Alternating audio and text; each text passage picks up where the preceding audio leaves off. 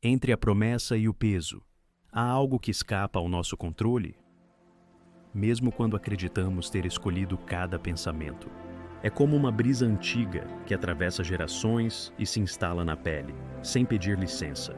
O cristianismo não foi apenas uma religião. Foi um alicerce invisível que moldou impérios, culturas, famílias e também o seu corpo, seus medos, o modo como você se olha no espelho. Quando você sente culpa por desejar demais, quando acredita que há algo de errado com seu prazer ou sua autonomia, talvez não seja só seu, talvez seja a memória de uma promessa que dizia: você só será digno se renunciar a si mesmo. E é aí que mora o paradoxo. A mensagem original era amor, era cuidado, compaixão, partilha. Mas, ao longo do caminho, esse amor foi se tornando uma moeda de controle. Um preço a pagar pela aceitação divina. E mesmo quem nunca entrou numa igreja carrega resquícios dessa herança. É como um eco que atravessa paredes e se confunde com a voz da consciência. Hoje, talvez não seja preciso rejeitar tudo, nem defender tudo. Talvez seja só um convite para perceber o que ainda vive em você sem que perceba dessa herança milenar. O DNA invisível das crenças. Há quem acredite ter se libertado completamente, mas o cristianismo plantou sementes tão profundas que mesmo a negação carrega sua marca. Mesmo quem rejeita a fé herdada, guarda códigos emocionais que se repetem. A culpa que aperta o peito, o medo de punição que sussurra ao menor deslize, a ânsia por redenção, como se o existir fosse uma dívida a pagar. O condicionamento transgeracional não é só metáfora. Pesquisas em epigenética mostram que traumas coletivos se imprimem no corpo, na forma como reagimos ao toque, ao olhar, ao afeto. É como se a história dos antepassados vibrasse em cada célula. Carl Jung descreveu esse fenômeno como o arquétipo do pecador, um enredo subconsciente onde todos carregam, em alguma medida, o sentimento de uma culpa original, uma falha que antecede qualquer ação. E, curiosamente, há um prazer oculto na culpabilidade. A neurociência tem observado como a dopamina pode ser liberada quando sofremos, quando nos punimos, quando confirmamos que não somos bons o bastante. Um ciclo viciado que confunde dor com virtude. Talvez seja importante olhar com ternura para isso, respirar fundo e perguntar: quais frases você repete, quase sem notar, sobre seu valor, sua dignidade, seu merecimento? Quem foi que lhe ensinou essas palavras?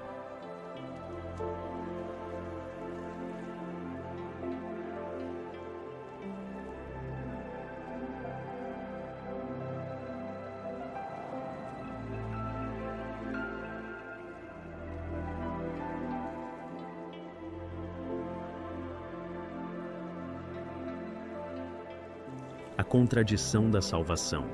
A promessa era de salvação eterna, mas, para muitos, o efeito foi o medo crônico de errar, a submissão emocional que paralisa a espontaneidade. A teologia da carência sugere que você nasceu incompleto, indigno, dependente de uma aprovação que nunca é garantida. E essa sensação funda padrões de autossabotagem, porque quem acredita não ser digno sabotará qualquer alegria que prove o contrário. O chamado efeito nocebo espiritual foi investigado por diversos estudos. A ameaça de condenação aumenta os níveis de cortisol, reduz a criatividade e alimenta estados depressivos. É como se o futuro sombrio fosse uma profecia que o corpo tenta evitar, à custa da própria vitalidade. Nesse ciclo, surge uma dependência emocional disfarçada de devoção. A busca incessante pela aprovação divina espelha a necessidade de ser aceito por figuras de autoridade, como um pássaro que não ousa voar, acreditando que só pode abrir as asas quando alguém permitir. As crenças religiosas não habitam só a mente, elas se encarnam na postura, na voz, no sistema nervoso. O corpo do castigo manifesta tensões crônicas nos ombros e no peito, uma contração que nasceu da vergonha aprendida. Um encolhimento que diz, silenciosamente, eu não deveria ser como sou. Mas também há caminhos de reconciliação. A neurociência do perdão mostra que liberar ressentimento religioso muda circuitos límbicos e aumenta a serotonina, desfazendo nós que podem ter décadas de existência.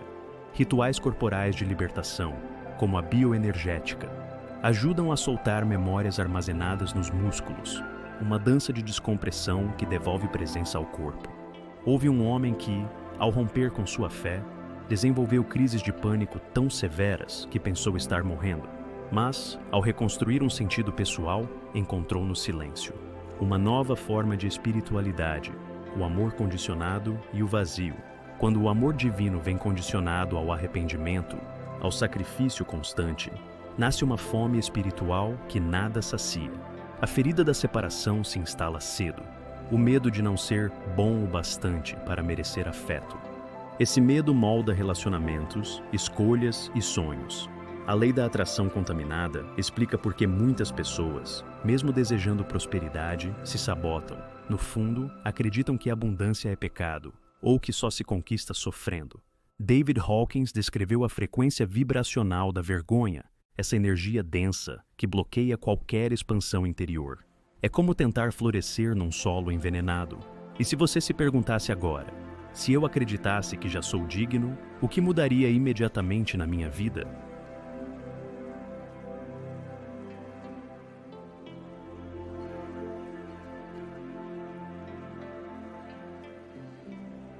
A sombra espiritual do cristianismo. Todo sistema luminoso projeta uma sombra. O cristianismo, que falou de amor, também foi cenário de dor.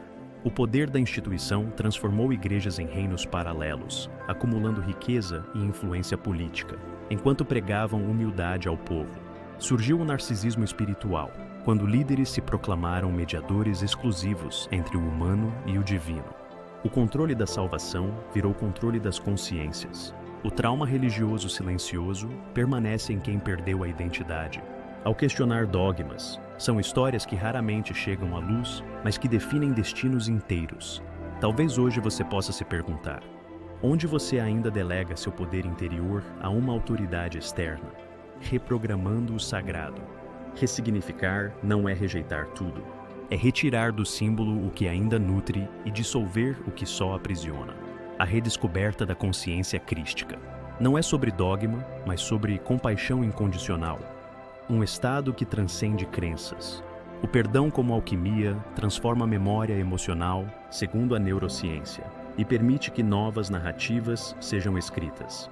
A reprogramação mental espiritual pode acontecer em silêncio, em visualizações simples onde você se vê amado, sem condições.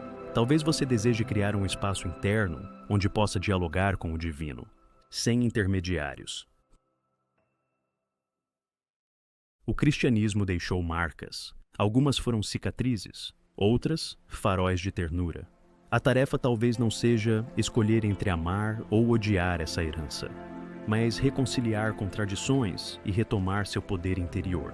A herança revisitada pergunta: o que você escolhe carregar adiante? E o que decide transmutar? Existe um espaço de autonomia espiritual, onde a conexão sagrada é livre do medo, do comércio de culpas, das promessas de punição.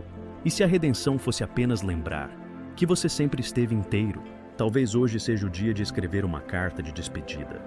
As crenças que não lhe servem mais. E, com a mesma delicadeza, acolher o que faz sentido agora.